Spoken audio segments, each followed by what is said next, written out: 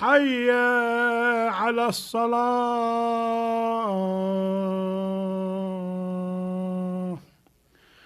حي على الفلاح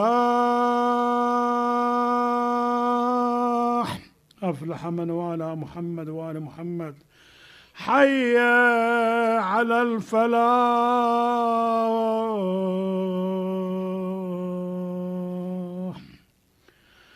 حي على خير العمل السلام على ميزان الأعمال السلام على أسد الله الغالب السلام على مولاي علي بن أبي طالب حي على خير العمل الله أكبر الله أكبر لا إله إلا الله لا إله إلا الله يا الله شاف مرضانا أنت مولانا أنت أرحم الراحمين وإلى أرواح المؤمنين والمؤمنات رحم الله من قرأ سورة الفاتحة مسبوقة بالصلاة على محمد وآل محمد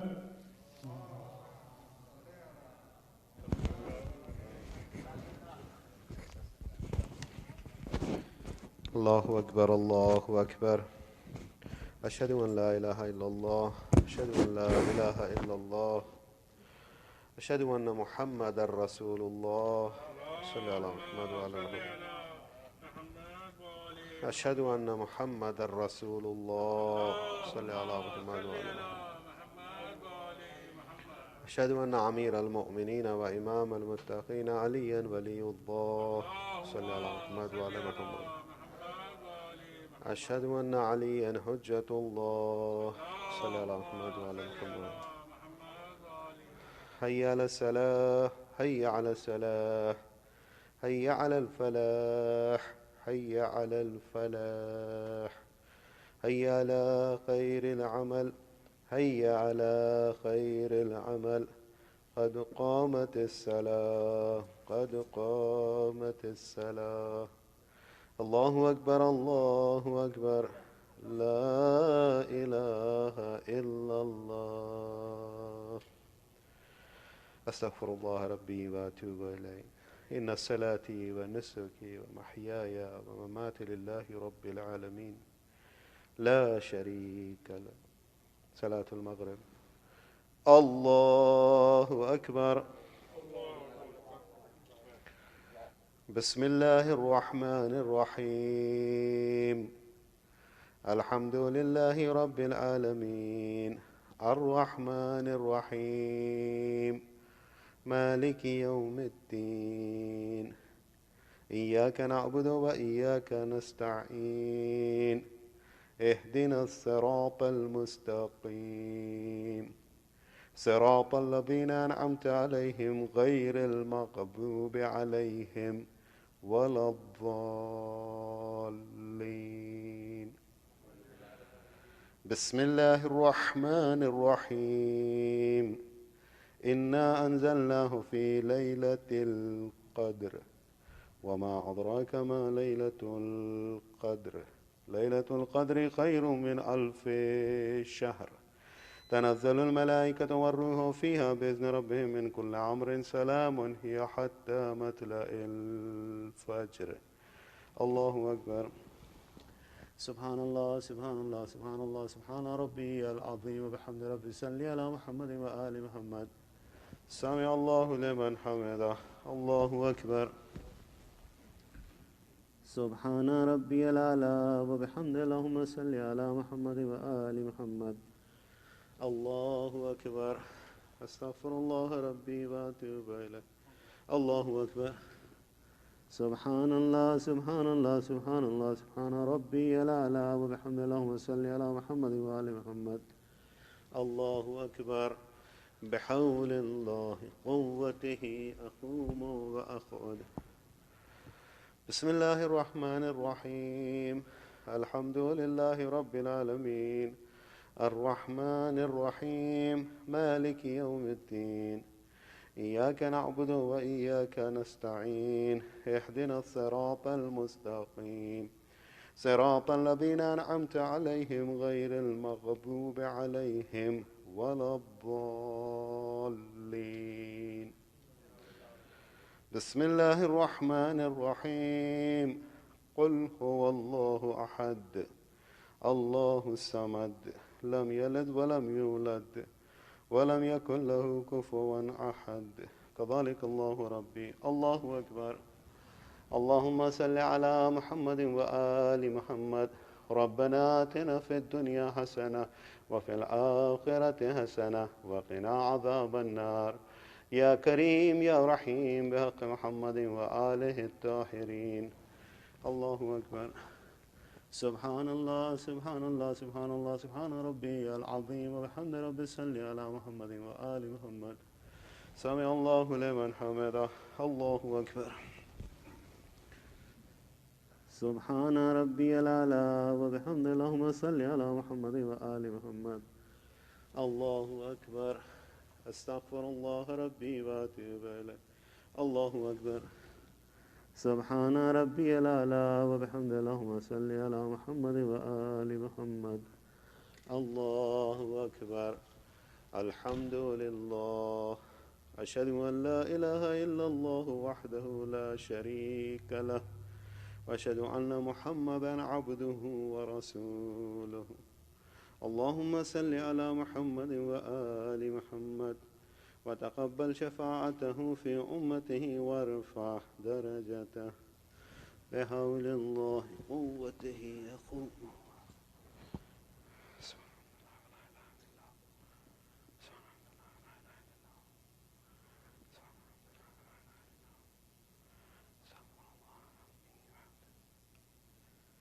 الله أكبر.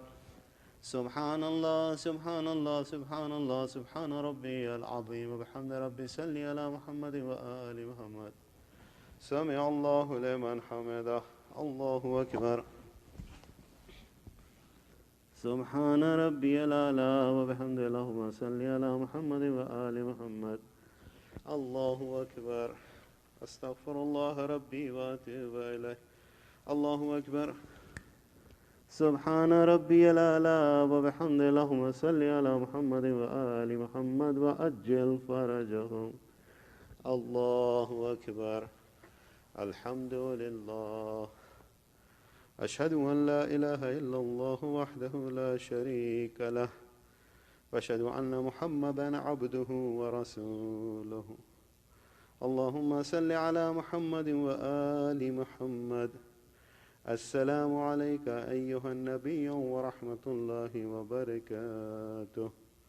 السلام علينا وعلى عباد الله الصالحين. السلام عليكم ورحمة الله وبركاته. الله أكبر الله أكبر الله أكبر. إن الله وملائكته يصلون على النبي يا أيها الذين آمنوا سلموا تسليما. اللهم صل على محمد وآل محمد. اللهم صل على محمد وآل. لا إله إلا الله لا إله إلا الله. تسبيح الله سلام الله.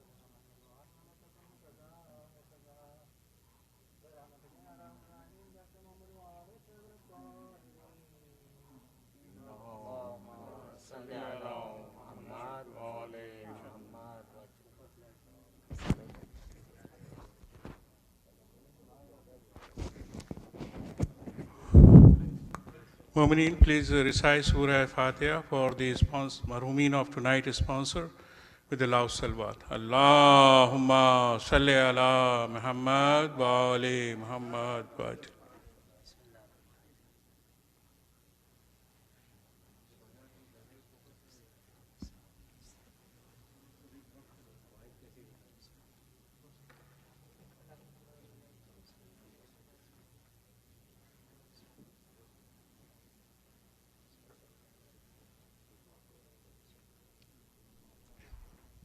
Mu'mineen, let's all together recite the Dua Shifa.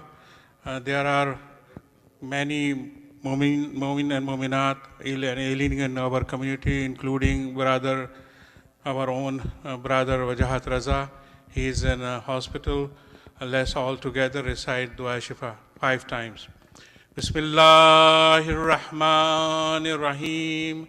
أما يجيب المضطر إذا دعاه ويكشف السوء أما يجيب المضطر إذا دعاه ويكشف السوء أما يجيب المضطر إذا دعاه ويكشف السوء أما يجيب المضطر إذا دعاه ويكشف السوء أما يجيب المضطر إذا دعاه ويكشف السوء يا الله يا الله يا الله يا الله يا الله يا الله يا Allah.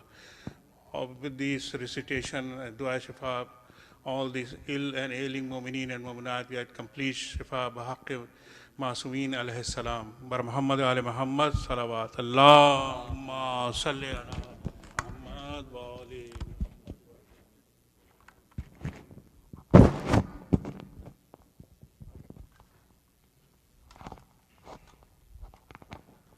الله أكبر الله أكبر أشهد أن لا إله إلا الله أشهد أن لا إله إلا الله أشهد أن محمدا رسول الله أشهد أن محمدا رسول الله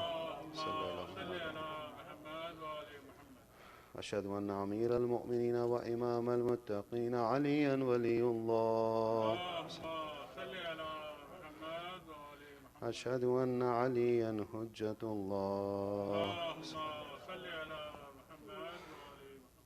هيا على الصلاة هيا على الصلاة هيا على الفلاح هيا على الفلاح هيا على خير العمل هيا على خير العمل قد قامت الصلاة قد قامت الصلاة الله أكبر الله أكبر لا إله إلا الله. I will be reciting Salatul Khasr. So after second rakat I will finish my Isha, but you have to continue yours. إن صلاتي ونسكي ومحياي ومماتي لله رب العالمين لا شريك له. Salatul Isha. الله أكبر.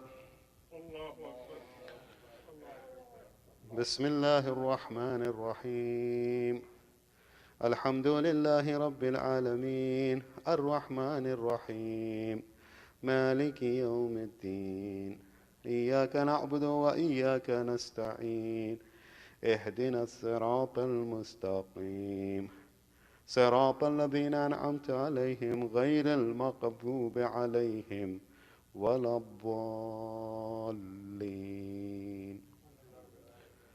بسم الله الرحمن الرحيم إنا أعطيناك الكوثر فصل لربك وانحر إن شانئك هو الأبتر. الله أكبر.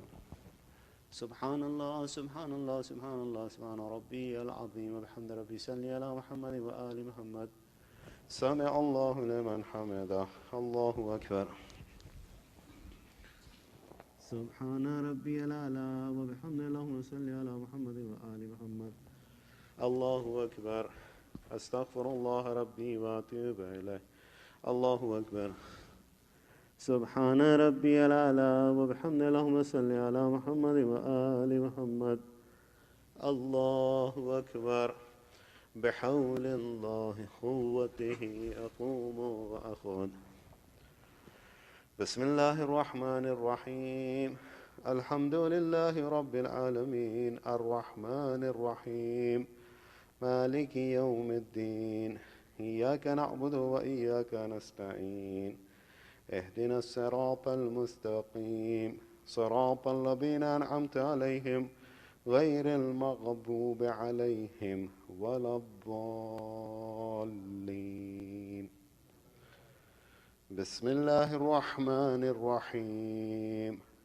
قل هو الله أحد الله الصمد لم يلد ولم يولد ولم يكن له كفوا أحد. فذلك الله ربي. الله أكبر. اللهم صل على محمد وآل محمد. اللهم اغفر للمؤمنين والمؤمنات والمسلمين والمسلمات الأحياء منهم والأموات. تاب اللهم بيننا وبينهم بالخيرات إنك مجيب الدعوات إنك قاضي الحاجات إنك على كل شيء قدير. الله أكبر. سبحان الله سبحان الله سبحان الله سبحان ربي العظيم وبحمد ربي. صل على محمد وآل محمد. سمع الله لمن حمده. الله أكبر. سبحان ربي الأعلى وبحمد. اللهم صل على محمد وآل محمد. الله أكبر. أستغفر الله ربي وأتوب إليه. الله أكبر. سبحان ربي الأعلى وبحمد. اللهم صل على محمد وآل محمد وأجل فرجهم. الله أكبر. الحمد لله. أشهد أن لا إله إلا الله وحده لا شريك له وأشهد أن محمدا عبده ورسوله. اللهم صل على محمد وآل محمد وتقبل شفاعته في أمته وارفع درجته. السلام عليك أيها النبي ورحمة الله وبركاته. السلام علينا وعلى عباد الله الصالحين. السلام عليكم ورحمة الله وبركاته. الله أكبر. الله أكبر. الله.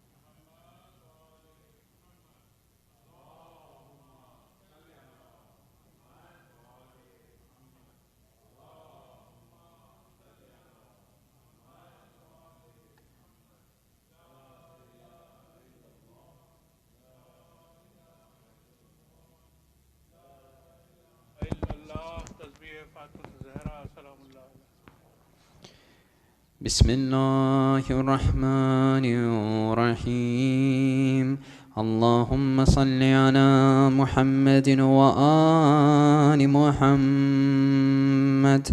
اللهم إني أسألك مجيبة رحمتك وعديم مغفرتك ونجاة من النار ومن كل بلية والفوز بالجنة والرضوان في دار السلام بجوار نبيك محمد عليه وعليه السلام. اللهم مع من نعمة منك لا إله إلا أنت أستغفرك وأتوب إليك برحمتك يا أرحم الراحمين. آمين رب العالمين. وصلى الله عليه محمد وعلى أهل البيت الطيبين الطاهرين.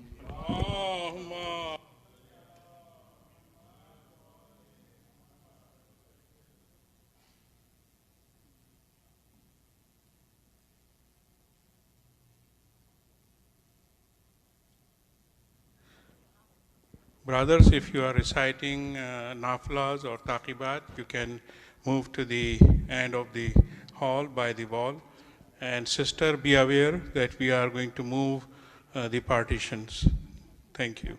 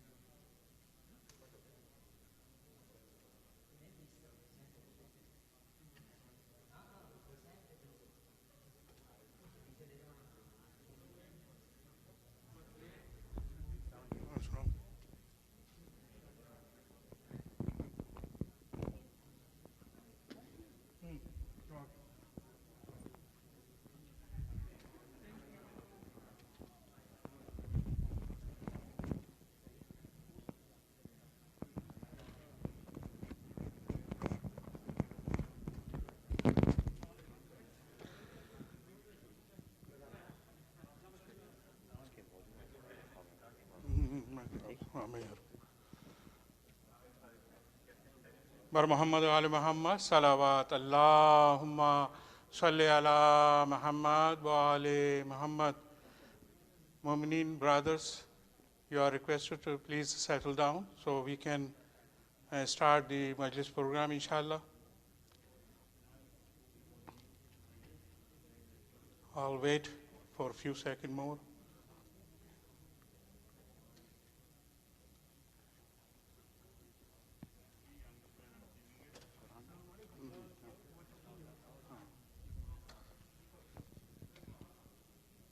Bar Muhammad wa ali Muhammad salawat. Allahumma salli ala Muhammad wa ali Muhammad wa ajil faraj.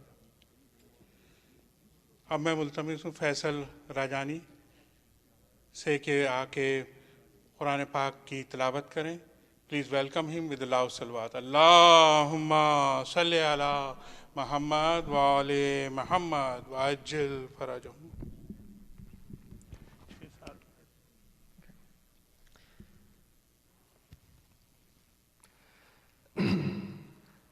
أعوذ بالله من الشيطان الرجيم.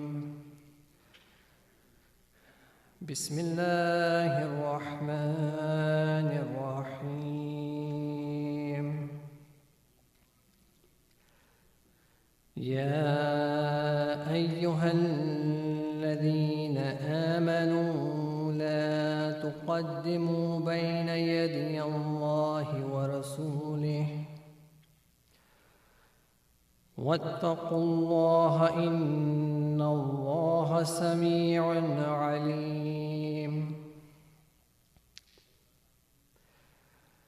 يا أيها الذين آمنوا لا ترفعوا أصواتكم فوق صوت النبي ولا تجهروا له يا أيها الذين آمنوا لا ترفعوا أصواتكم فوق صوت النبي ولا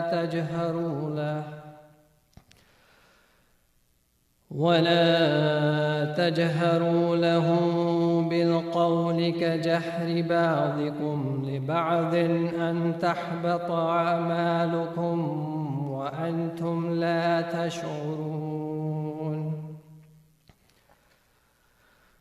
إن الذين يغضون أصواتهم عند رسول الله أولئك الذين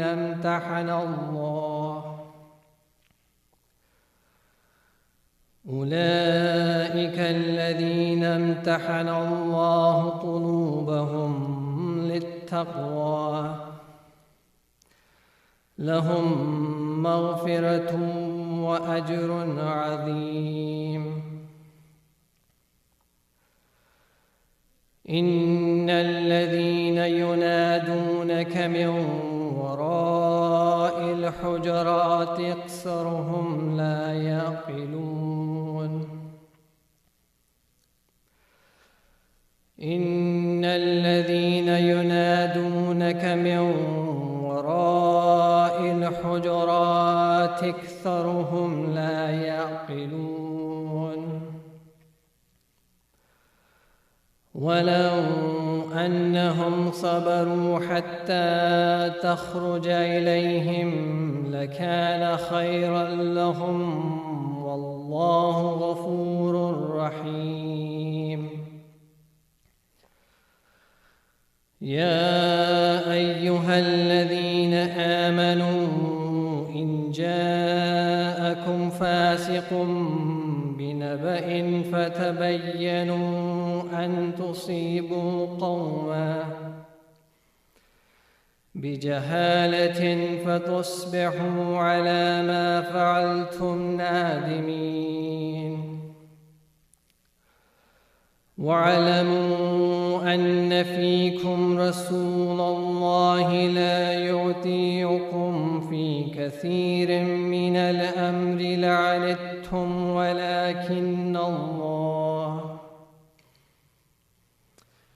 ولكن الله حبب إليكم الإيمان وزينه في قلوبكم وكره إليكم الكفر والفسوق والعصيان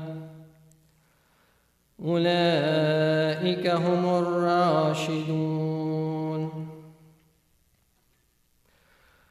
فضلا من الله ونعمة والله عليم حكيم. وإن طائفتان من المؤمنين اقتتلوا فأصلحوا بينهما فإن بغت إحداهما على الأخرى فقاتلوا التي تبغي حتى تفيء إلى أمر الله فإن فاءت فأصلحوا بينهما بالعدل وأقسطوا إن الله يحب المقسطين. إنما المؤمنون إخوة فأصلحوا بين أخويكم واتقوا الله لعلكم ترحمون. يا أيها الذين آمنوا لا يسخر قوم من قوم عسى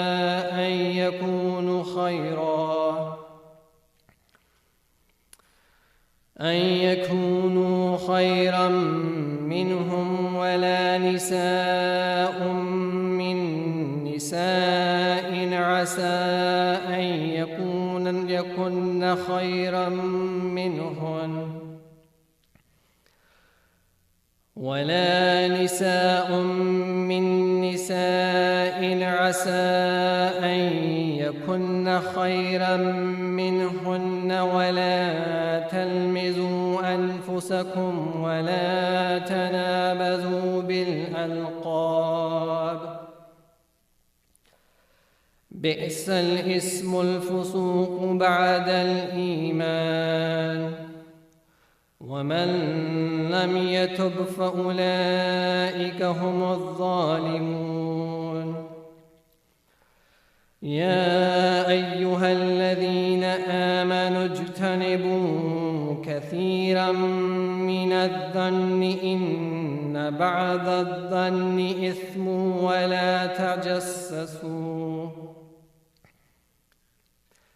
ولا تجسسوا ولا يغتب بعضكم بعضا أيحب أحدكم أن يأكل لحم أخيه ميتا فكرهتموه واتقوا الله إن الله تواب رحيم يا أيها الناس إنا خلقناكم من ذكر وأنثى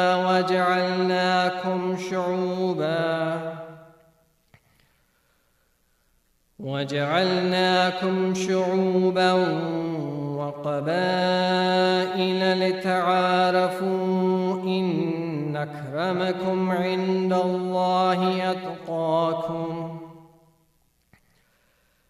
إن الله عليم خبير قالت الأعراب آمنا قل لم تؤمنوا ولكن قولوا أسلمنا ولما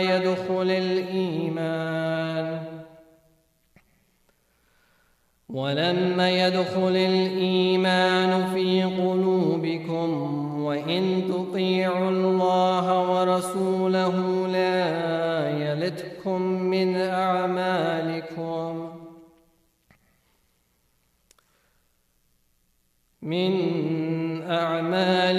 شيئا إن الله غفور رحيم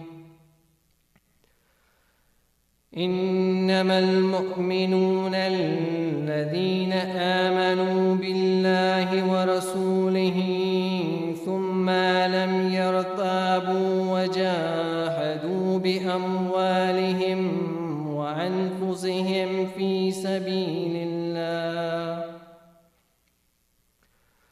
أولئك هم الصادقون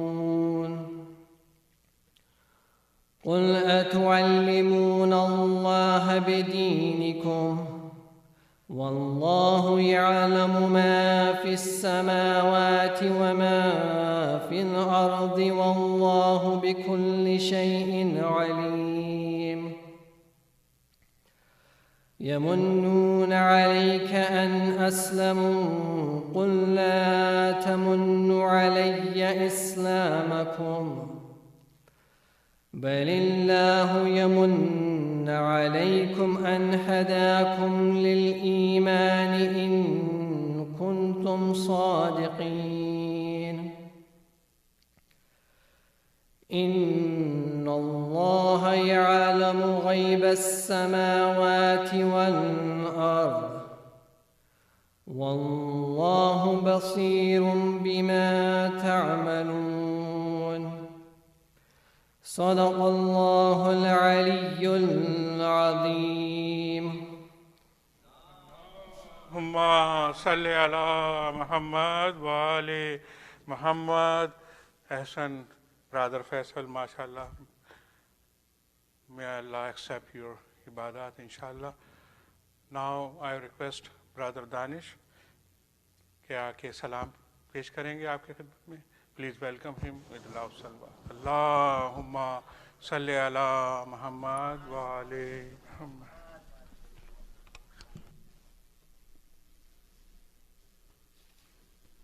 نعرہ صلوات.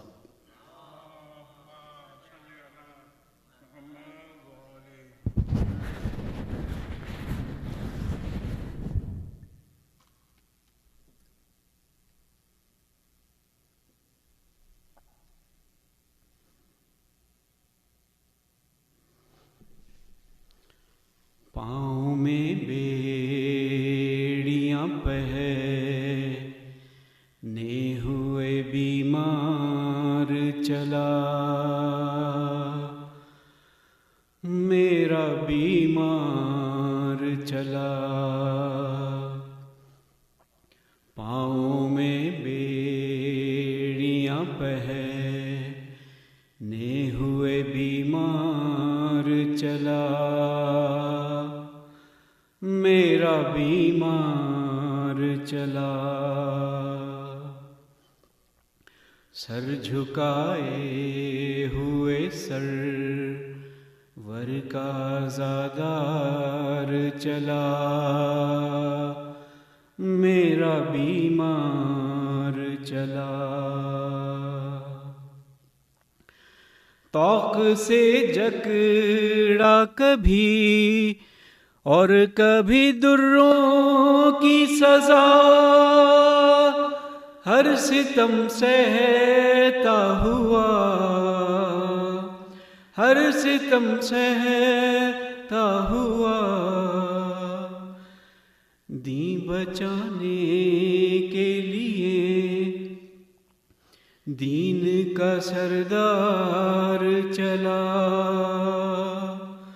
میرا بیمار چلا.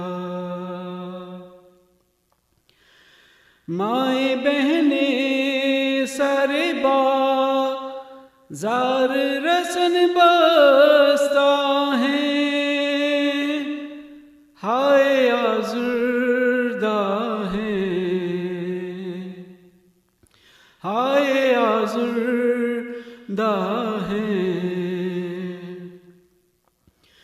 بین کرتے ہوئے اس غم میں گرفتار چلا،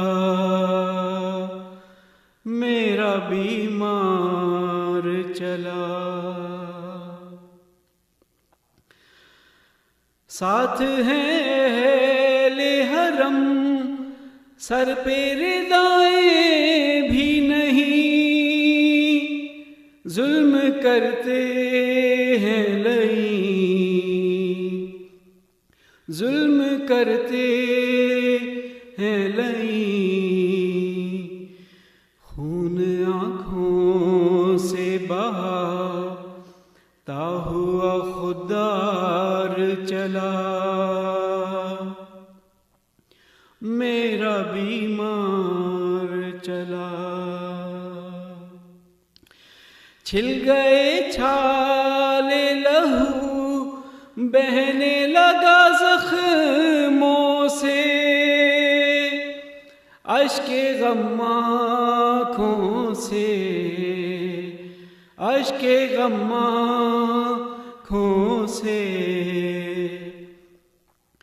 راہ پرخار پہ شبیر کا دلدار چلا،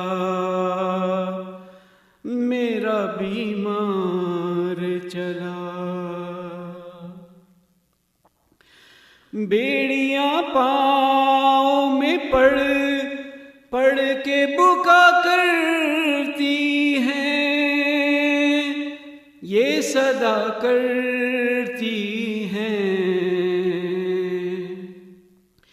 یہ صدا کرتی ہیں.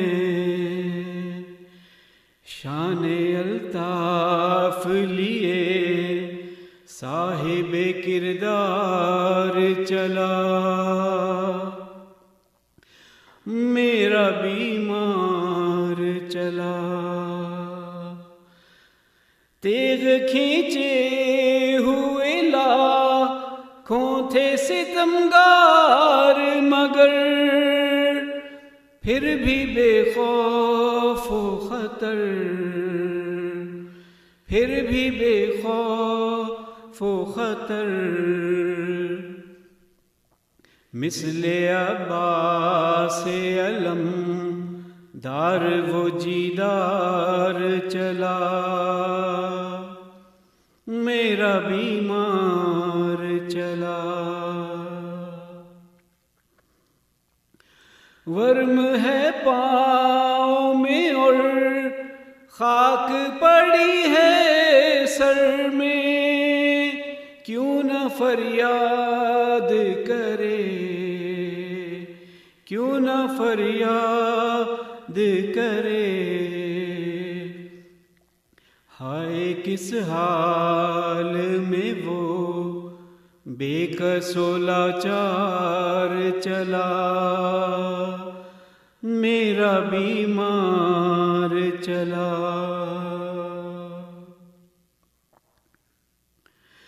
ایک ایک گام پہ آتی تھی صدائے گوہر، مرحبا شے کے پسر، مرحبا شے کے پسر، دین قدموں سے تیرے جانب دیدار چلا، میرا بیمار چلا، پاؤں میں بیڑیاں پہنے ہوئے بیمار چلا،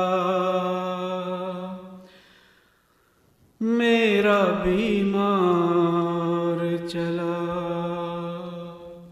اللہم صلی علی محمد وآل محمد۔ احسن برادر دانش، جزاک اللہ۔ بی بی آپ کا پرسہ انشاءاللہ قبول کریں۔ اب مرثیے کے لیے تحت اللفظ نوشاد رضوی بھائی سے ملتمس ہوں کہ تشریف لائیں۔ پلیز ویلکم ہم ود اللہ صلوات۔ اللہم صلی علی محمد وآل محمد وعجل فرجہم۔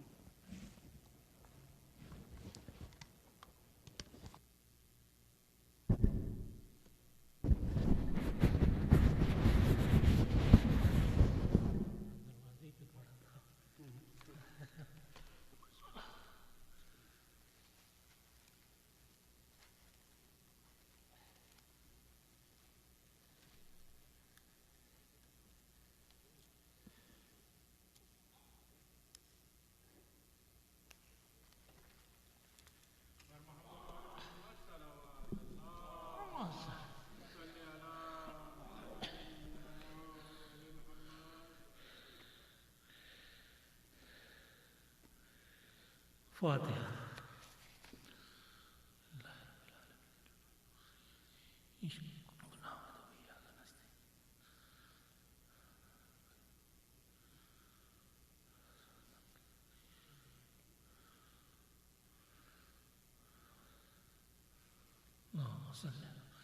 ایک صلوات پڑھ دیجیے۔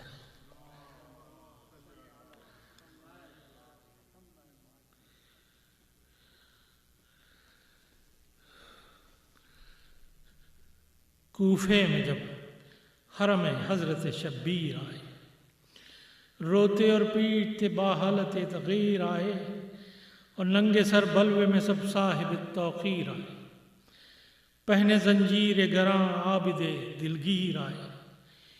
یوں تو اس شہر میں بندی نہ کبھی آئی تھی، ننگے سر رانڈے تھیں اور خلق تماشائی تھی۔ سر بازار عجب طرح کا تھا بلوے عام، سیر کو لوگ گھروں سے چلے آتے تھے تمام۔ جا کہیں خالی نہ تھی، بھر گئے تھے کوچہ و بام۔ کثرت خلق سے مشکل تھا اٹھانا ایک گام۔ کوئی غمگین تھا اور کوئی شاد ہوا جاتا تھا، کوئی ہنستا تھا سیروں پہ، کوئی روتا تھا۔ شہر کے قلعے سے بہے ناکے تک انبوہ کثیر، شاد و خرم چلی آتی ہے پیادوں کی بہیر۔ غل تھا اور رات میں ہر سمت کہ ہے شبیر، بے خطر ہو کہ کہتے تھے صغیر اور کبیر۔ ننگے اونٹوں پہ جو سیدانیاں محبوس ہیں یہ، احمد و حیدر و شبیر کے ناموس ہیں یہ۔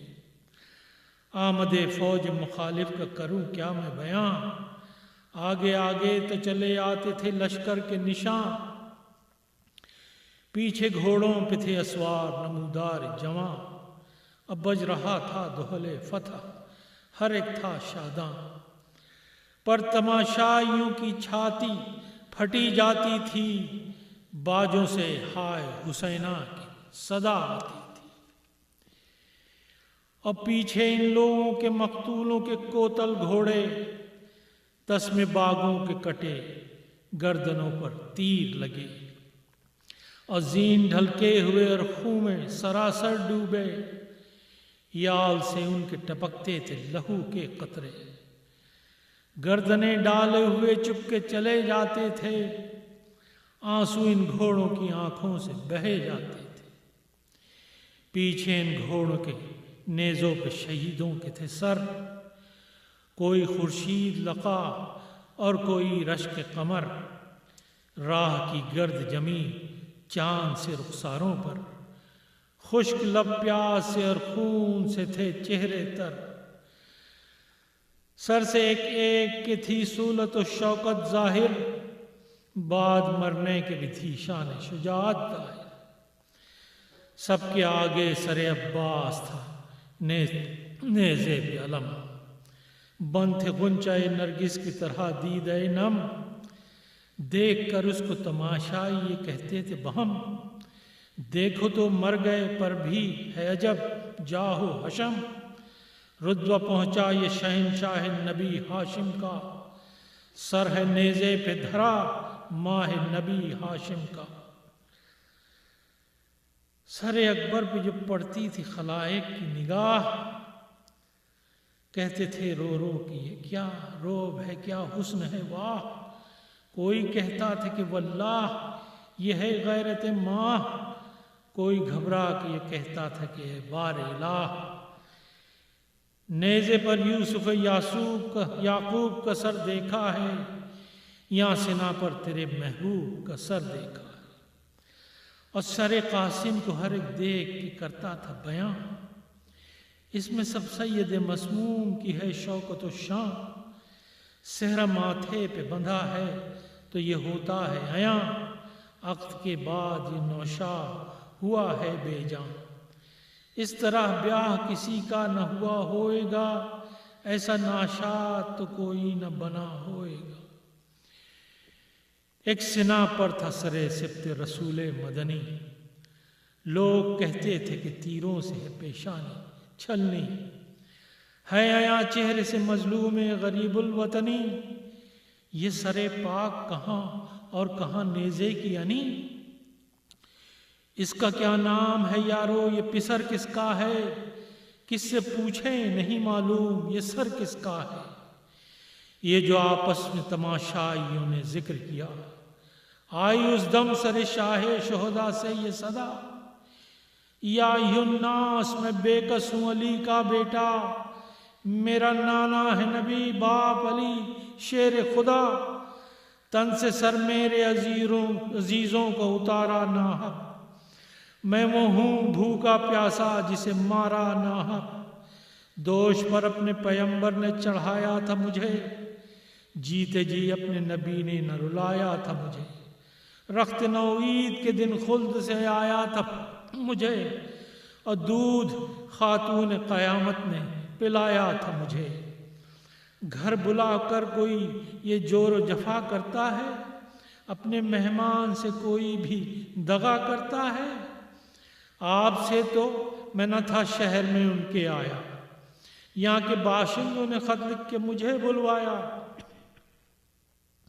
اب مہمانی کے عوض خون پیا غم کھایا، 3 دن میں نے نہ اس گرمی میں پانی پایا، ان لعینوں نے جدا تن سے کیا سر میرا، خیمے سے پھونک دیے لوٹ لیا گھر میرا، اب برچھیاں کھا کے میں گھوڑے سے زمین پر جو گرا، میں نے چاہا کہ کروں سجدہ معبود ادا، اور لے کے خنجر میری چھاتی پہ ستمگار چڑھا، پورا سجدہ بھی مجھے شم نے کرنے نہ دیا، اور سر کے بے کاٹے نہ اترا میرے سینے پر سے، اور رگڑے دے دے کے گلا کاٹا میرے خنجر سے، سر ہے اس نیزے پہ جنگل میں پڑا ہے میرا تن، لاش نے آج تلک پایا نہیں غسل و کفن، ہاتھ میں عابد بیمار کے باندھی ہے رسن، قید کر لائے ہیں ناموس میرے یہ بدزن، اور ننگے سر بلوے میں اونٹوں پہ بٹھا کر لائے، چادریں بھی نہیں بیووں کو اڑھا کر لائے، کیا کہوں ننھے سے بچوں پہ جو ہے ظلم و ستم، نام لے کر میرا روتی ہے سکینہ ہر دم، مارتے ہیں اسے جھنجلا کے تماچے ازلم، کان بھی زخمی ہے گالوں پہ بھی ہے اس کے ورم، آج جو اس میری پیاری پہ ستم ہوتے ہیں، یہ میری روح پہ اللہ علم ہوتے ہیں، سرور نے فصاحت سے کیے یہ جو بیان، اپنا سر پیٹ کے رونے لگے یہ خرد و کلاں، خولی تب آگے بڑھا لے کے سرے شاہ زماں، دیکھا سب لوگوں نے پھر قید میں ایک اور جمع، تھا ورم پاؤں پہ سرزوف سے تھراتا تھا، رسی کھینچے ہوئے اونٹوں کو چلا جاتا تھا،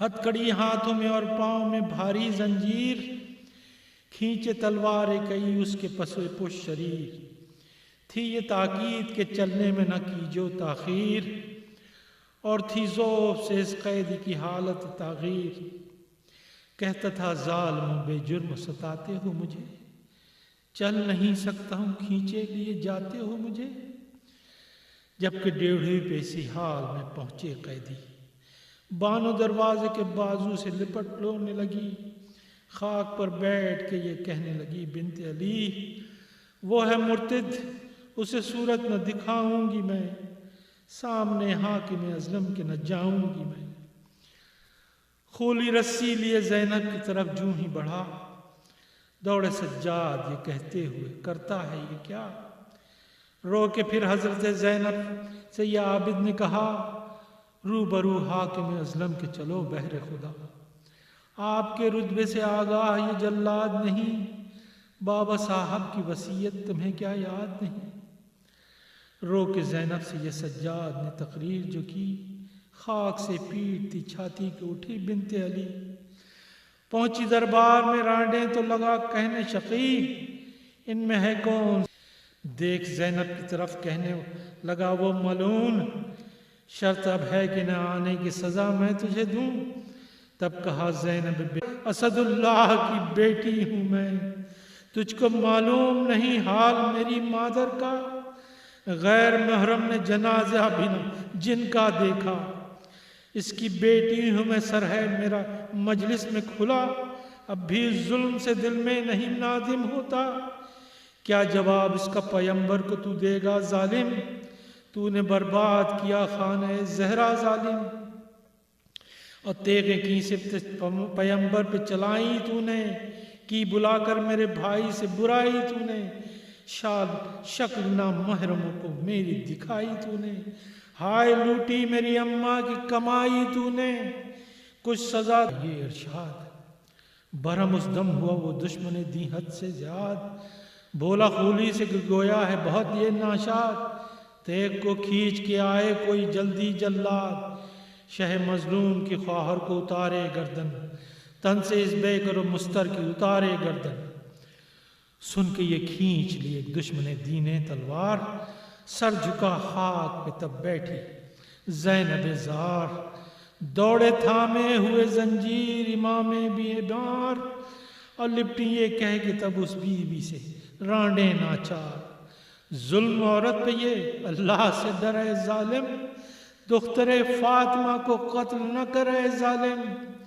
اب بلبلانے لگے یہ دیکھ کے ننھے بچے، پیٹ کر سر کو سکینہ نے کہا ہاتھوں سے، میری بےکس پھپھی اماں میں تمہارے صدقے، آپ کے بدلے ستمگر میری گردن کاٹے۔ اب کہاں ہے شہ والا جو بچاویں تم کو، ہائے جیتے نہیں بابا جو بچا دیں تم کو۔ تخت کے نیچ جو رکھا تھا سر شاہ خدا، بھائی کی سر کی طرف دیکھ کے زینب نے کہا، کچھ خبر ہے تمہیں جو ظلم ہے مجھ پر ہوتا؟ قتل ہوتی ہوں بچاتے نہیں مجھ کو بھیا۔ اب تو اے فاطمہ کے لال کرامت کیجئے، اپنی ہمشیر کی اس وقت حمایت کیجئے۔ اور سر سرور سے جو زینب نے کیا یہ مذکور، تش سے بس ہوا اونچا سر شاہ غفور۔ ہو کہ حاکم سے مخاطب یہ کہا، او مغفور، قتل کا زینب کو کرے تو یہ تیرا کیا مقدور؟ فضل خالق سے میں مجبور نہیں ہوں ظالم، اب بھی چاہوں تو تیرا تخت الٹ دوں ظالم۔ اللہم صلی علی محمد وآل محمد۔ اللہم صلی علی محمد وآل محمد وعجل فرجہم۔ جزاک اللہ نوشاد رضوی بھائی، احسن، ماشاءاللہ، بیوی آپ کا پرسہ انشاءاللہ۔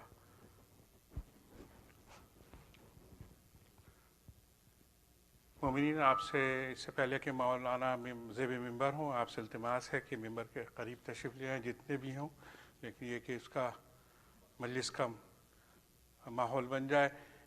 مومنین who are outside, is still outside, please, you are requested to please come inside. Maulana is about to sit on a mimbar. And for those who may not know, Maulana Agha Mehdi Ali is our resident alim, and inshallah will be joining very soon. We pray that all any difficulties may be removed in this process of moving to Dallas, inshallah, and we welcome him. And with this, I request Maulana to come to the mimbar to recite his second majlis tonight. Allahumma salli ala Muhammad wa ali Muhammad wa ajil farajahum.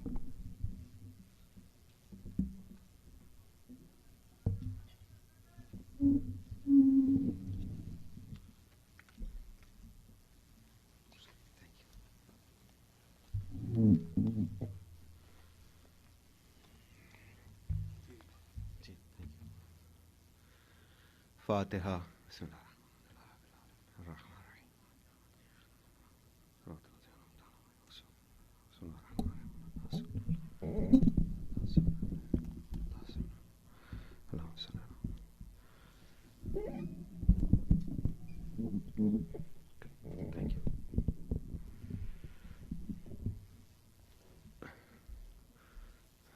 اعوذ باللہ من الشیطان الرجیم، بسم اللہ الرحمن الرحیم، الحمد للہ رب العالمین، الحمد للہ الذی لا یبلغ مدحتہ القائلون، ولا یحصی نعماءہ العادون، ولا يعد حقه المجتهدون، الذي لا يدركه بعد الحمم ولا يناله غوث الفتن، الذي ليس لصفته حد محدود ولا نات موجود ولا وقت معدود ولا أجل ممدود، فترى القلائق بقدرته ونشر الرياح برحمته، اللهم عف الصلة سلواتك وسلامة تسليماتك على أول التعينات المفاضة من الأماء رباني، وآخر التنزلات المضافة إلى نوع الإنسان، كان الله ولم يكن معه شيء ثاني، محصي لعوالم حضرات الخمس في وجوده، وكل شيء أحصيناه في إمام المبين. الرسول النبي المكي المدني الخرشي التحامي صاحب لواء الحمد ومقام المحمود أبي القاسم محمد الحميد محمد وعلى أخيه وابن عمه وسحره وخليفته من بعده وقائد الغر المحجلين ياسوب الدين إمام المتقين أمير المؤمنين علي بن أبي طالب اللهم صل على محمد وعلى وعلى ابنته الطاهرة الحوراء الإنسية الراضية المرضية الشفية يوم الجزاء فاطمة الزهراء سلام الله عليها اللهم صل على محمد وعلى سبتي رحمة وسيدا شباب أهل الجنة الحسن والحسين اللهم صل على أئمة المسلمين علي بن الحسين ومحمد بن علي وجعفر بن محمد وموسى بن جعفر وعلي بن موسى ومحمد بن علي وعلي بن محمد وحسن بن علي وحجة القائم المنتظر المهدي اللهم صل على محمد وآل محمد حججك على عبادك وأمنائك في بلادك اللهم سهل منحجهم وعجل في فرجهم وجعلنا من محبيهم ومواليهم وشيعتهم ولعنة الله على أعدائهم أجمعين من الآن إلى قيام يوم الدين بسم الله الرحمن الرحيم وما أرسلنا من رسول إلا ليطاع بإذن الله صدق الله العلي العظيم صلوات على محمد وآل محمد. I begin in the name of Allah, the most beneficent, the most merciful.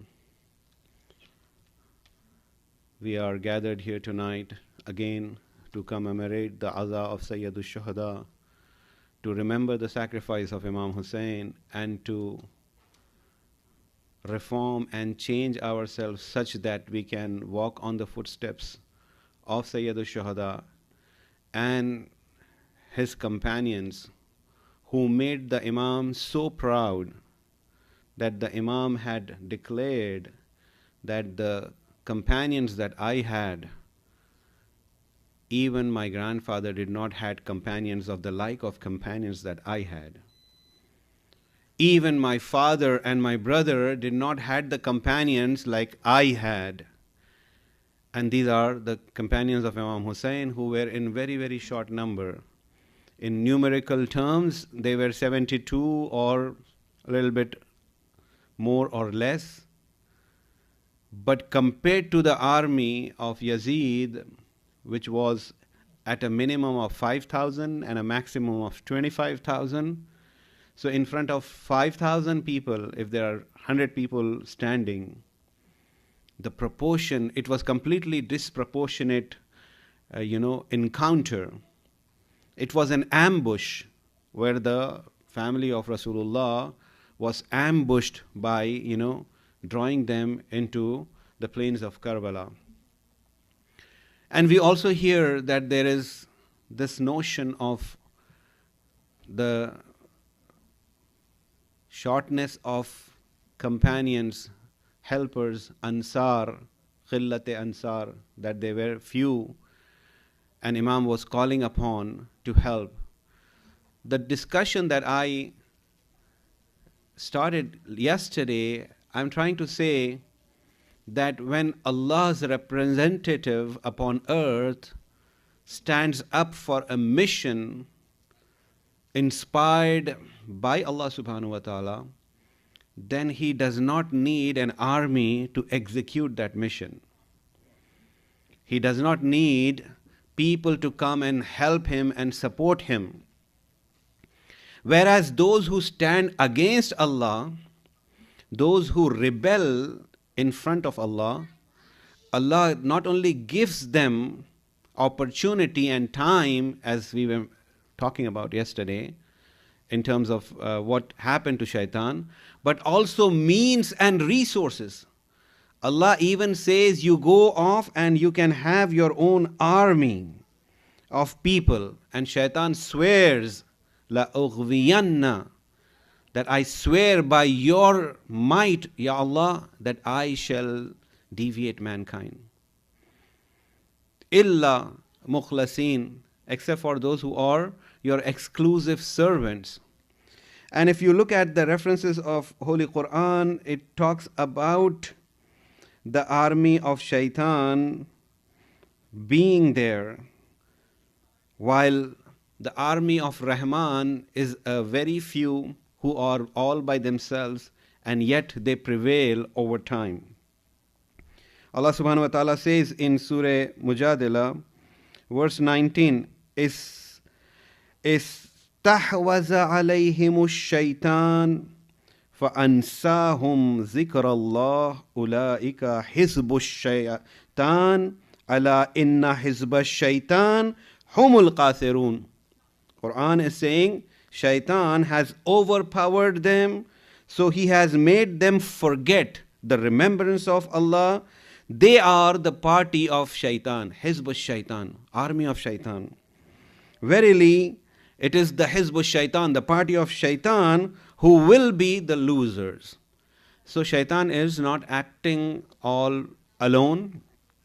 He has his army that he has engaged amongst humans and jinn who work for him. Whereas when we look at the representative of Allah, he is all by himself. And if he asks for help, all he asks, we find that Hazrat Musa is asking for Hazrat Harun. Ya Allah, this is Harun, my brother. Can I take him along? Can I take him with me? Can I make him my support so that he would become a source of strength to me? And we will also remember you, Ya Allah. These are the mafhum of the verses of Quran. And Allah gives permission, and suddenly, in front of the army of shaitan, Fir'aun, Harun and Musa present themselves, and they are talking about Tawheed. Allah has given him the mission, Izhab ila Fir'aun innahu tagha. Go towards Fir'aun because he has rebelled.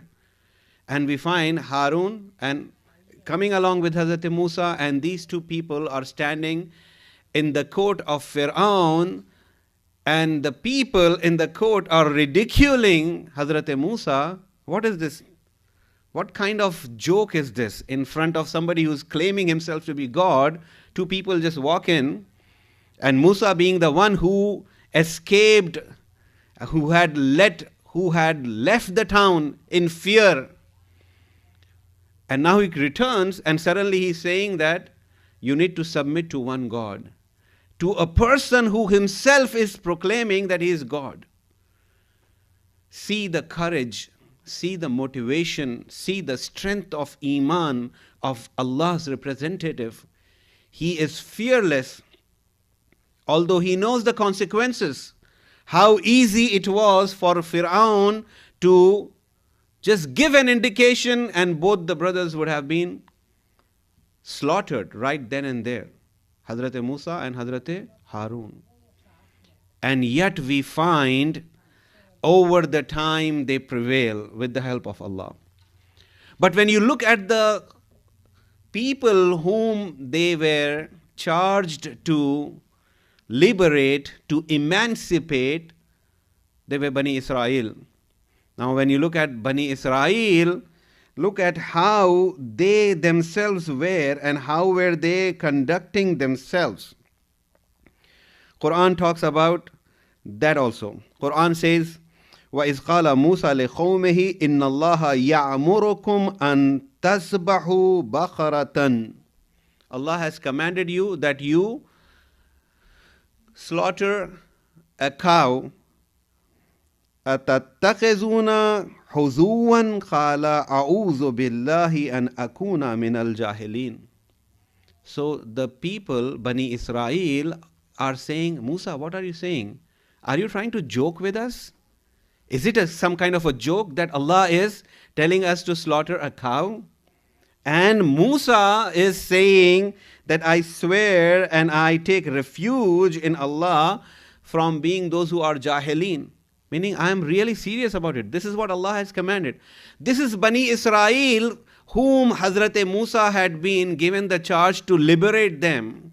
And he comes with the command of Allah subhanahu wa ta'ala, and we find the nation who was supposed to be following Hazrat Musa itself is ridiculing Hazrat Musa. If you remember the verse of Holy Quran which I started yesterday the discussion with, and I'm continuing on that, is وَمَا أَرْسَلْنَا مِن رَسُولٍ إِلَّا لَيُطَاعَ بِإِذْنِ اللَّهِ. We did not send any apostle but to be obeyed by Allah's permission. So, obedience to the Prophet is because Allah has permitted, we have to submit to the Prophet. And here the Qawm Musa or Bani Israel, the Ummah of Hazrat Musa brings a command and he says, what are you, is this some kind of a joke that you are telling us to slaughter a cow? And Hazrat Musa have to assert his point by saying, I swear, I should be amongst the ignorant people, I should be amongst Jahilin if I say something like this. I seek refuge from being somebody like that. I am serious. Inna Allah ya'murukum. Allah has commanded you. So, my dear brothers and sisters, it was not like the Bani Israel were so oppressed. So when the Prophet came, so only the Prophet's task was to fight Fir'aun.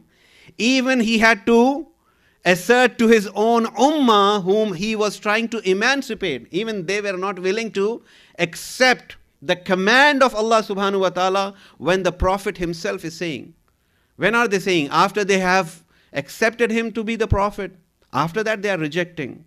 If you say, if Quran is testifying, that means even the companions have questioned the Prophet's message that was conveyed as a command of Allah subhanahu wa ta'ala. Quran is saying. So what is so special about the companions of Rasulullah that they cannot question him? They cannot doubt his prophethood. There were instances in Sulh Hudaybiyah, there were some very, very tall leaders who said, today, as much doubt that I had in the prophethood of Rasulullah, I did not had it before. Meaning, I had been having doubts, but today was the biggest one. So this is a fact, my dear brothers and sisters, that the ummah itself is a challenge. One side is a tyrant, the other side are those who are oppressed, but even they are not willing to obey by the command and obey as Allah himself declares that we have not sent prophets but to be obeyed by the permission of Allah. Salawat ala Muhammad wa ala Muhammad.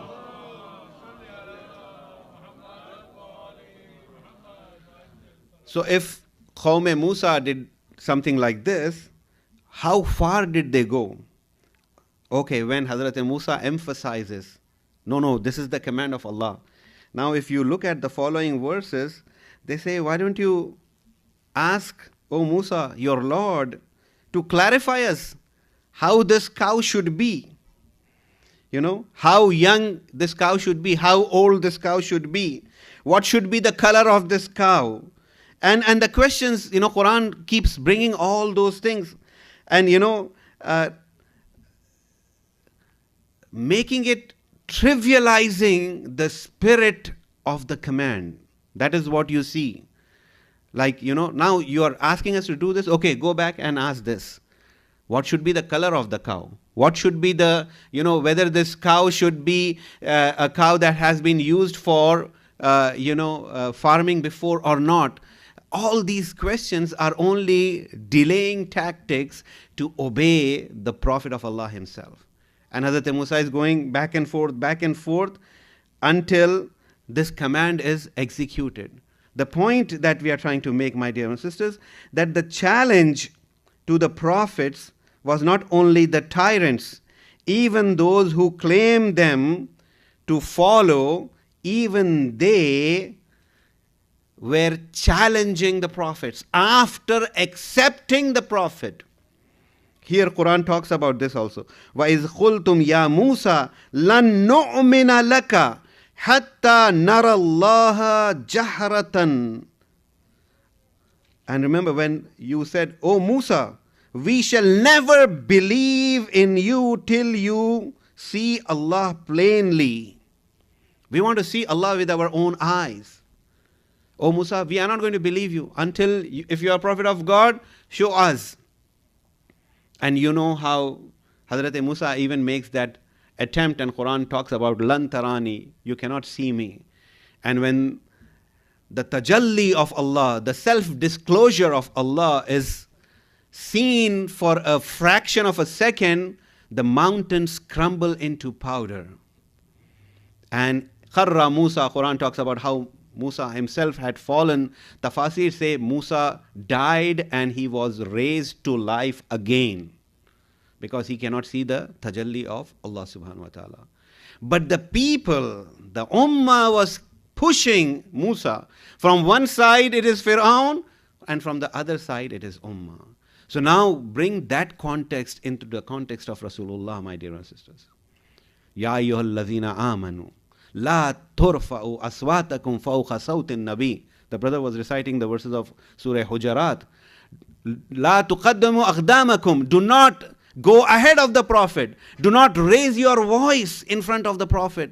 This is adab being taught to whom? Ya ayyuhal lazina amanu. Those who have iman. They even dared in front of Rasulullah to go ahead of him, to raise their voice like they would in front of each other. And Allah had to intervene and command them that don't you dare do that. Imam had those challenges after Rasulullah. It was because people, not all of them, came for the sake of Islam. There were others who came because this was the winning side. They wanted to be on the winning side. Even if you look at the people who pledged allegiance to Imam Hussein, you will find the same thing. People with the local leaders, some of them saw an opportunity to make money. There were so many of them, and they thought that this is a wave that they can ride on and they can tag along. The moment there was a little bit of shake-up, you see, everybody gone. And that is why Imam Hussein says, Inna nas abidud dunya. This is the statement of Imam Hussein when he was close to Kufa, or he was on his way to Kufa, and he meets Farazdaq, and he asks Farazdaq, tell me, how is the situation of the people of Kufa? And Farazdaq says, Khulubuhum ma'ak wa suyufuhum ma'a Bani Umayyah. Their hearts are with you, but their swords are with Bani Umayyah. When the Imam hears this, that's when Imam says, Inna nas abidud dunya. People are the slaves of the world. Deenuhum lahiqun ala alsinatihim. Their religion is only chatter, which they, it's a function of their speech. And as long as their dunya is okay, they want to go along with it. Iza muhissu bil bala qalla dayyanu. The moment they are confronted with bala, with calamity, with hardship, then you will find very few who are mutadayyan, who are still holding the ground. Everybody else is gone. Because the opportunity to make hay while sunshine is gone. So my dear brothers and sisters, this is a challenge for every ummah, including us. Now the question arises then, if Imam Hussein had these companions and he struggled and asserted truth and haqq, and the following Imams came, why did they not go after Bani Umayyah or Bani Abbas? Why did there was, struggles after that? There was a movement of Tawabin. We do not find in the movement of Tawabin that our fourth Imam is associating himself with them. Or even for that matter, the movement of Mukhtar. Even the movement of Mukhtar was not openly endorsed in any form by our fourth Imam. Our Imam had secluded himself, and our Imam was preserving the sanctity of Ashura to ensure nobody take advantage of that. Why was it so? Then we find suddenly, our fifth Imam and our sixth Imam till the time of Imam Sadiq alayhi salam, we find Allahumma salli ala Muhammad wa ala that he had the companions, he had the support. Then why was it that they did not do qiyam? Why did they not rise up? Imam had 4,000 students, they have students, the knowledge was spreading everywhere. Some of the responses that our ulama give, that why did not other Imams rise up? We see again the movement of even Zayd ibn Imam Zainul Abidin, Hazrat Zayd, he rose up. But Imam Sadiq did not associate himself with him. So there are about 5 reasons the ulama say. The first one is the conditions were not conducive. The conditions for another movement were not conducive. People were not prepared. People were not ready for it. Even if you look at the movement of Tawabin, you will find how they started to shrink in numbers from 4,000 to 900 till they came to Karbala and to do the Tawbah and to confront the enemy. We found from 4,000 the number went to 900 and they all fought unto death. And if you look even into the movement of Mukhtar, you will find that. So the conditions were not conducive. Then the other factor was especially before the movement of Imam Hussein, Imam Hassan had given this sulh and he was honoring that sulh, that treaty. And Imam Hussein also honored that treaty for 10 years even after Imam Hassan's martyrdom. Even when people approached Imam Hussein, he said, no, this is not the time, because the treaty is still valid. And then the third reason was all these tyrannical regimes had kept their zahir, their outward Islam presentable to the ummah, so they looked like Muslims, they prayed. What is happening? Why do we need to, rock the boat, basically? What is the reason? Why should we be doing? Everything is fine. They are running the show very well. Because they were keeping their outward self, they were presenting themselves as Muslims. Therefore, it was only Yazid who went out all the way to declare that there was no revelation that came, there was no wahi that came. It was all play and game by Bani Hashim that was played, maazallah, by Rasulullah and brought forth this religion. It was only Yazid. Everybody else, were lining up, at least in Zahir, in their outward self. That was one reason. Another reason, ulama say, that one Ashura was sufficient to awaken the ummah till the day of judgment. If you look at the statement of Imam Hassan alayhi salam, Allahumma salli ala Muhammad wa ala Muhammad. La yawmaka yawma ya Aba Abdullah. There is no day like your day, O Hussein. These are the words of Imam Hassan on his deathbed while he was dying and Imam Hussein was crying. Some of the last statements of Imam Hassan is, there is no other day like your day, Ya Aba Abdullah. On the basis of this, there are ulama who actually challenges and questions the authenticity of the statement associated with our Imams, which says, Kullu yawmin Ashura, Kullu arzin Karbala. They question this statement because there is only one Karbala and there is only one Ashura. No other day can be like that day. And it was what Imam Hassan had said, that there can be no other day like that day. So that's one reason. And finally, the lacking of supporters, fuqdane nasirin, not having enough support, not having enough base to rise up. I'm going to go and emphasize a little bit how there was not enough support. Our sixth Imam had 4,000 students. And we are finding people, I will show you some of the references which talks about how in the reign of, after Karbala, we find how our fourth Imam had to endure all these, rulers of Bani Umayyah. And however, we find that Bani Abbas were also striving to get an opportunity to strike back.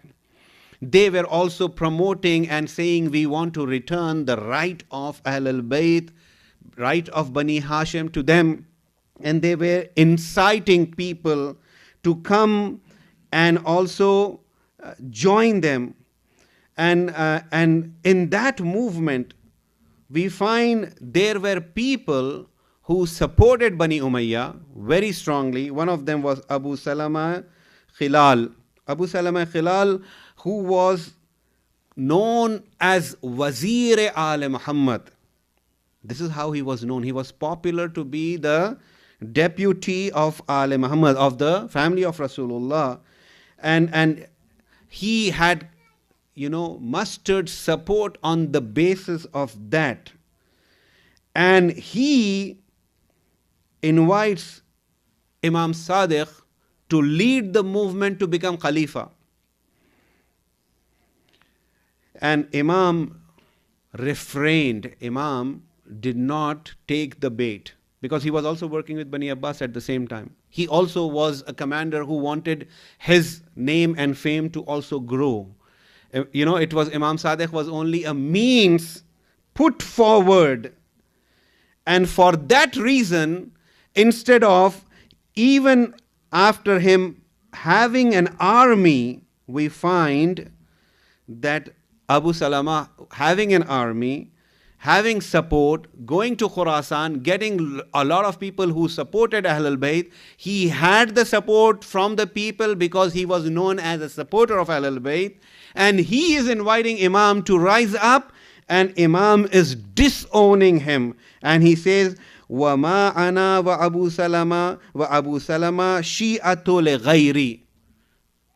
Me and Abu Salama, we don't go together. He is a follower of not mine, other than me. He's someone else's follower. This guy has an army and he's saying, please come with me. And Imam alayhi salam is disowning him. Not only that, he also says, Ma anta min rijali wala zamanu zamani. You are not my men, and the time is not my time. When there were people mustered with large armies behind, and Bani Abbas are taking advantage of it, but Imam alayhi salam is disowning him. And then we also find that Abu Salama, the same person, simultaneously, while he's writing this letter to Imam, writes to another person, Abdullah Mahaz, and he invites him also to be the Khalifa. Again, he has relationship and association with Ahl al-Bayt, and he makes him feel that you can be the Khalifa too. Abdullah Mahaz comes to Imam Sadiq to get the confirmation, and he says, Abu Salama is inviting me to become the Khalifa. And when he comes, we find even to Abdullah Mahaz, the Imam says, since when the people of Khurasan were your followers? Did you send Abu Muslim there? Did you command them to wear black clothes? Those who had come from Khurasan to support Bani Abbas, did you bring them here for support? Do you even know anyone among them from Khurasan? You don't know anything. Some just, this is all game that is being laid out by Bani Abbas, and you're being used into this. And Imam rejected Then Abu Salama, with his loyalty to Bani Abbas, was taken down. Eventually, once Bani Abbas prevailed, they took down Abu Salama. Once they achieved their objective of consolidating the rule. Salawat ala Muhammad wa ala Muhammad.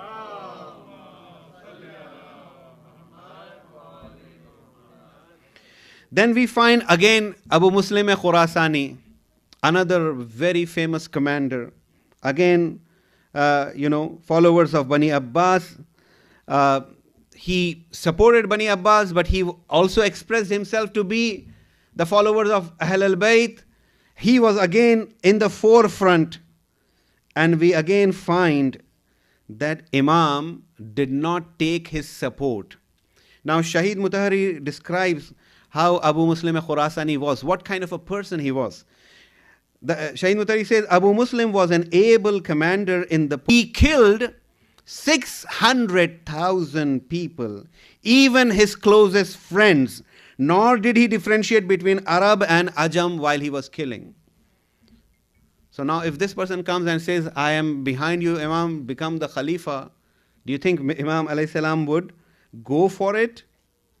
We find that Imam rejects all claims of association to him if they do not possess the character, the integrity that our Aima expects from us. If we don't have that character, they will disown us. He's not from me. I just showed you the statement. He's not my Shia. He is the Shia of other than me. That's what the Imam says. He's not my follower. So here also we find with an overwhelming support, with an army, a commander comes, and Imam is not willing to take his right back. He should have just taken, once he has taken the power, he could have consolidated how people had advised Imam Ali that right now let Amir-e-Sham be there for a while until we can consolidate. Because there is too much in our hand to fight at the same time. The political strategy should be that we let him be there for a while we consolidate, then we go back and get him. And the Imam was not willing to wait even for a moment to be a part of tyranny and zulm and oppression. Even if it meant he had to leave the position, because that position exists because he is supposed to uphold justice. And he would not let injustice exist even for a moment while he is the Imam and while he is the Khalifa. Salawat ala Muhammad wa ala Muhammad.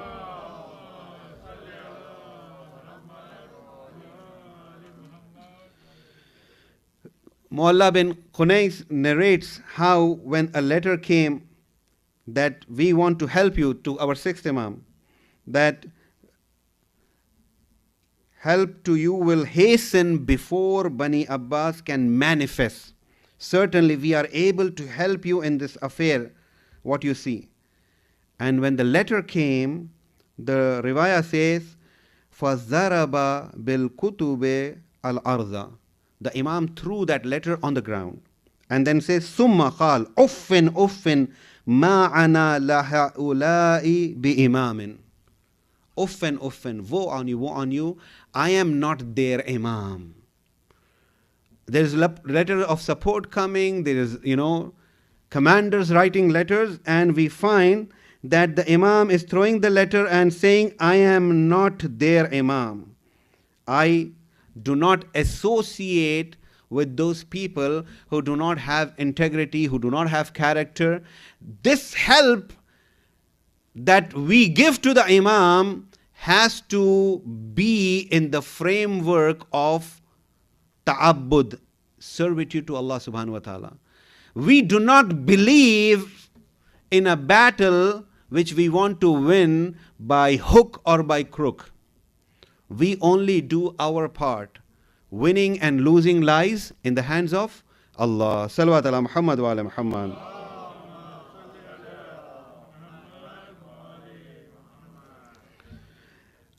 Another companion, Sahal ibn Hasan Khurasani, he comes to our sixth Imam and says, "Oh Imam, why don't you rise and take what is rightfully yours? Khilafah is rightfully yours. Why don't you take it? There are 100,000 swords under your command to rise with you, O Imam."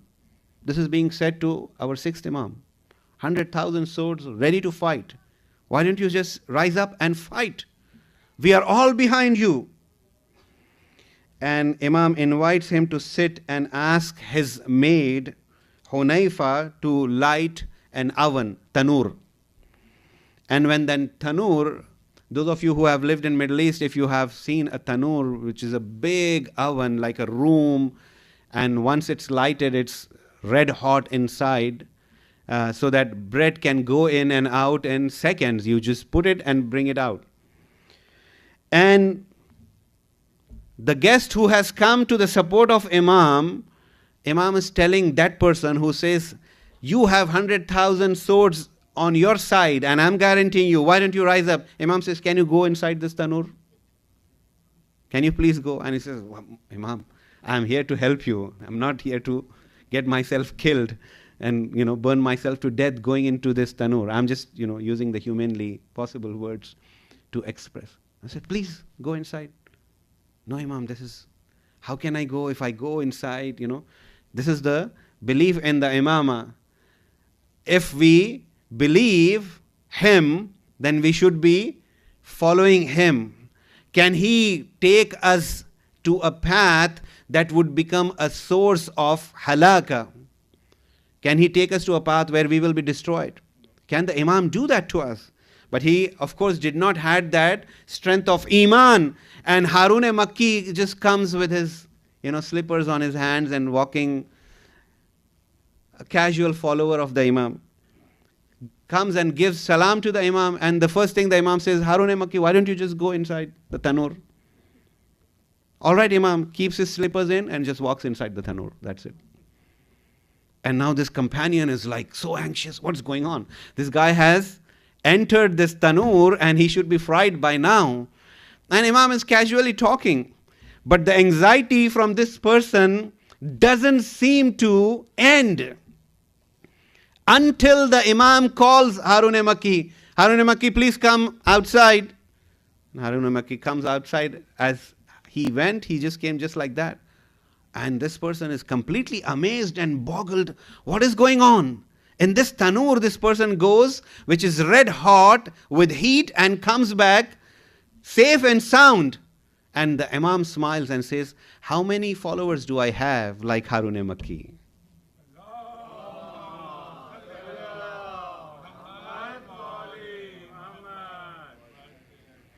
And Sahel ibn Hassan says that not even a single one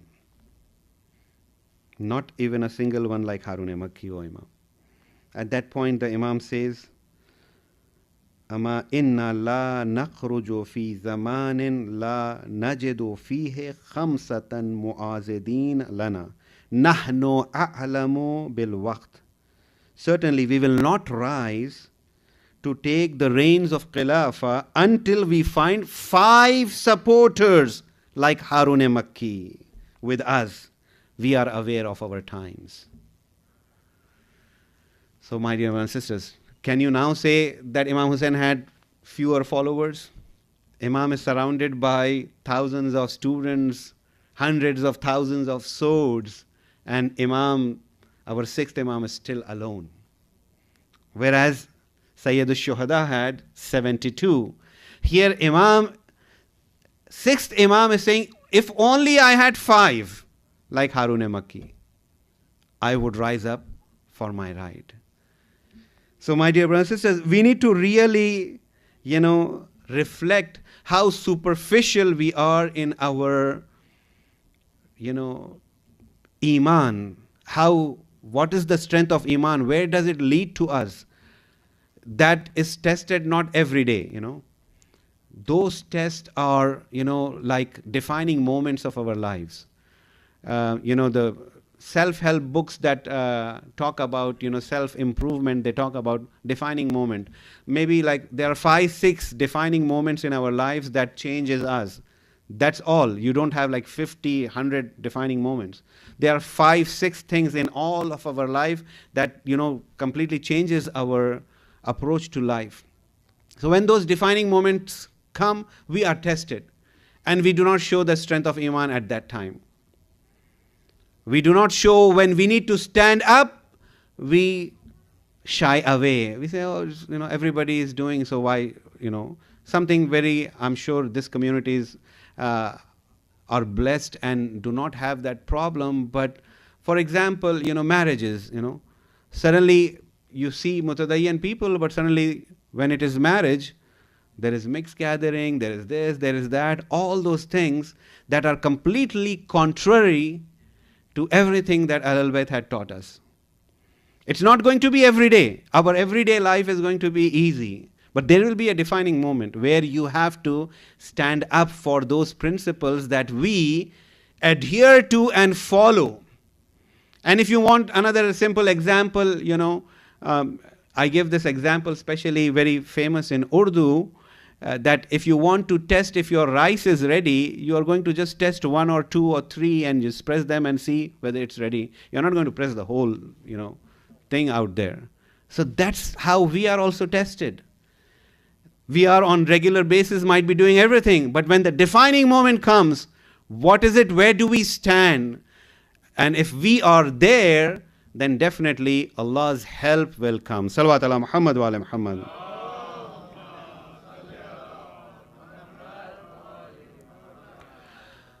Another riwayah in which Sadir narrates again from our 6th Imam that I also went and I said that, what is holding you off, Ya Imam?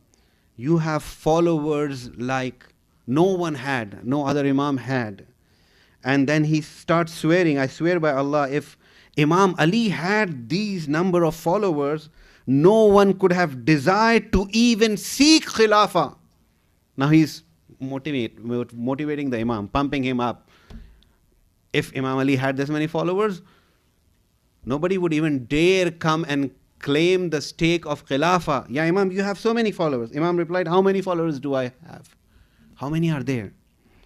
And he says, 100,000 people, Ya Imam. They are your followers. Then he says, rather 200,000, Ya Imam. 200,000 people. And then he says, rather half of the world is following you, Ya Imam. And he sort of keeps exaggerating these numbers until they are passing, a shepherd passes by with couple of goats, couple of cattle.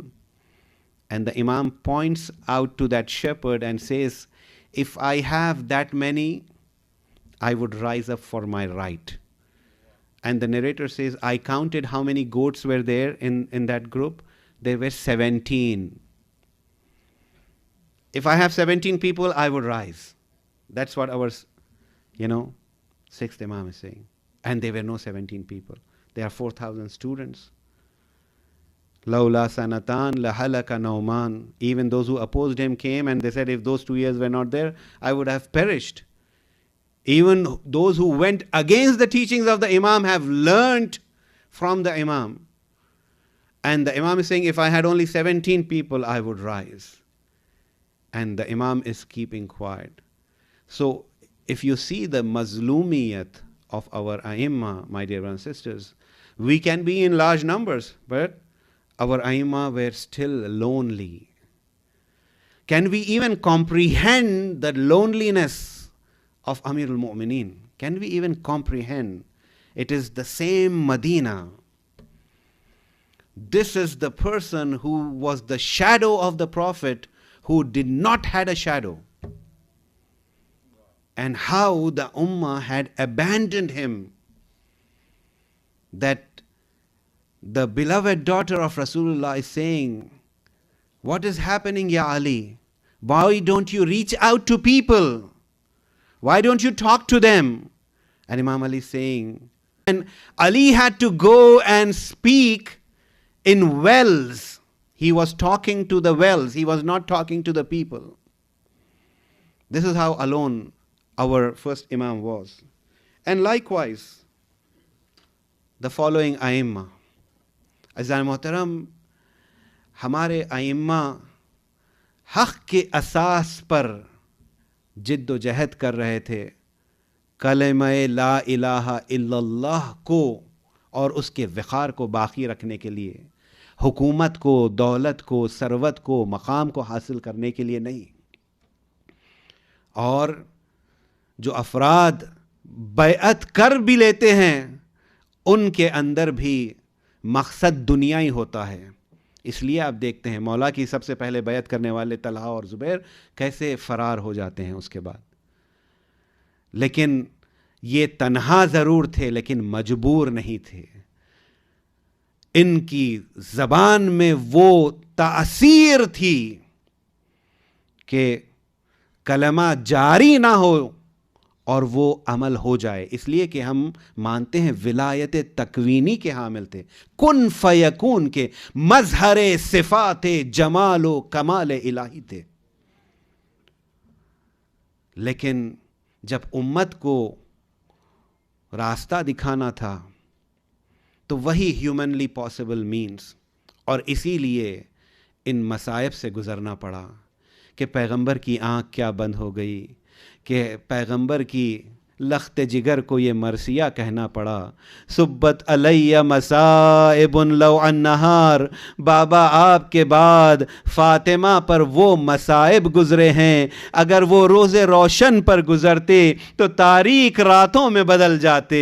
عزیزان محترم، فاطمہ مدینے میں تھی، مسلمان ابھی رسول کی وفات ہو کر اتنے دن نہیں ہوئے تھے، مسلمان آئے تھے، آگ لے کر آئے تھے، دروازہ جلایا تھا، دروازہ گرایا تھا، لیکن ہائے کربلا میں صرف قیام جلائے نہیں گئے بلکہ بچوں کے تماچے لگائے گئے، بیویوں کی چادریں چھینی گئی اور آل رسول کو دیار بدیار پھرایا گیا، یہاں تک کہ کربلا سے کوفہ اور کوفے سے شام رسول کی اولاد کو بے مخنا و چادر لے جایا گیا، اور راستے میں صدقے کی کھجوریں مسلمان آل رسول پر پھینک رہے ہیں، اور آل رسول کہہ رہے ہیں اے مسلمانوں تمہیں کیا ہوا، ہم اہل بیت ہے، صدقہ ہم پر حرام ہے۔ عزیزو، یہ سفر کی وہ راتیں ہیں جہاں پر اہل بیت پر بہت ظلم کیا گیا، ظلم کی انتہا تھی، اس لیے کہ یہ وہ شام ہے جس کو یاد کر کے سید سجاد نے بھی کہا تھا کہ مولا سب سے زیادہ آپ پر کہاں مصیبت گزری ہے، فرماتے ہیں کربلا نہیں ہے، کوفہ نہیں ہے، الشام الشام الشام۔ دربار میں زینب کیسے داخل ہوتی ہے، کل مصائب میں نے آپ کی خدمت میں پیش کیے تھے، آج وہ بتانا ہے عزیزو کہ زینب دربار میں آ گئی ہے، یزید ملعون چاہتا ہے کہ علی کی بیٹی سے ہم کلام ہو، زینب کا پردہ نہیں ہے، لیکن ماں کی کنیز فضا حائل ہو گئی ہے، سامنے آ گئی ہے کہ کوئی علی کی بیٹی سے خطاب نہ کر سکے،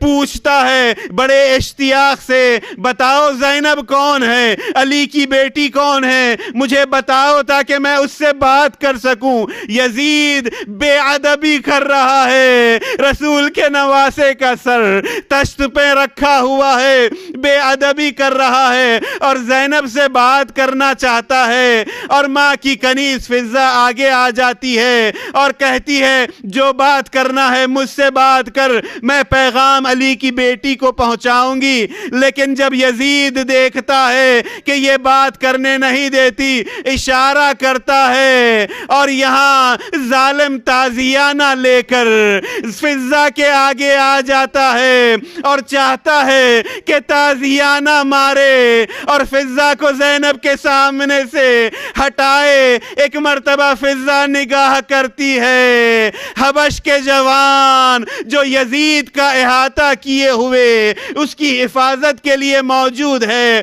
فضا حبش کی شہزادی تھی، تھی، ایک مرتبہ ان سے خطاب کرتی ہے اور کہنے لگتی ہے اے حبش کے جوانوں، تمہاری غیرت کو کیا ہو گیا؟ تمہارے قوم اور قبیلے کی عورت پر یہ ظلم کیا جا رہا ہے اور تم دیکھ رہے ہو۔ حبش کے زبان تلوار نیان سے نکال لیتے ہیں اور کہتے ہیں یزید اگر تازیانہ لگ جائے گا تو دربار میں خون کی ندیاں بہ جائے گی۔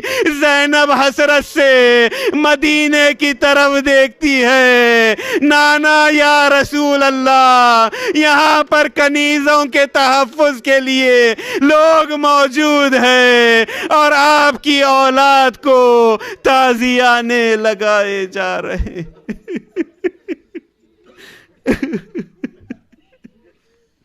سَيَعْلَمُ الَّذِينَ ظَلَمُوا أَيَّ مُنْقَلَبٍ يَنْقَلِبُونَ اِنَّا لِلَّهِ وَإِنَّا إِلَيْهِ رَاجِعُونَ۔ بار الہ تو اس ہماری خلیل عزاداری کو قبول فرما، ہمیں کوئی غم نہ ہو سوائے غم حسین کے۔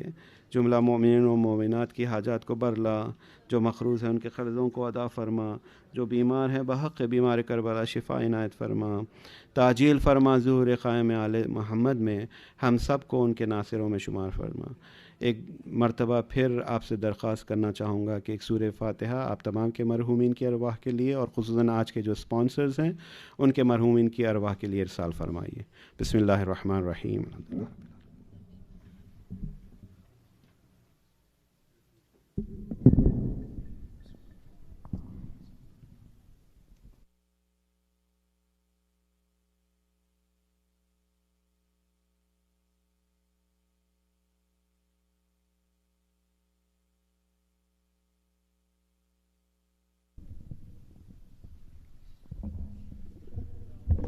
یا حسین یا حسین یا حسین یا حسین، مومن حلقہ بنا لیے۔ یا حسین یا حسین یا حسین یا مر گئی رو کر سکینہ شام کے زنداں میں، مر گئی رو کر سکینہ شام رو کر سکینہ کے زنداں ہے، آل نبی پہ ٹوٹی قیامت تھی شام میں، آل نبی پہ ٹوٹی قیامت تھی شام میں، عباس کی چہیتی سکینہ گزر گئی رو کر سکینہ شام کے، رو کر سکینہ شام کے،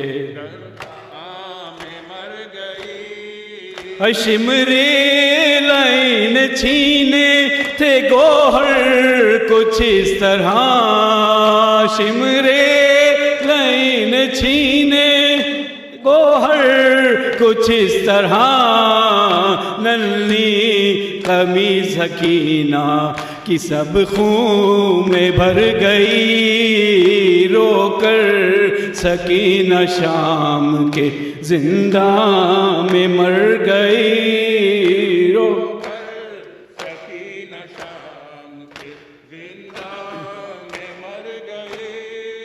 ہے زینب تڑپ کے رہ گئی، پوچھا سکینہ نے، زینب تڑپ کے رہ گئی، پوچھا سکینہ نے، سر سے بھی تمہارے ردا کیوں اتر گئی رو کر سکینہ شام کے زنداں مر گئے، ہے رو کر سکینہ شام کے زنداں میں مر گئے رو کر سکینہ شام کے زنداں میں مر گئی، ہے زنداں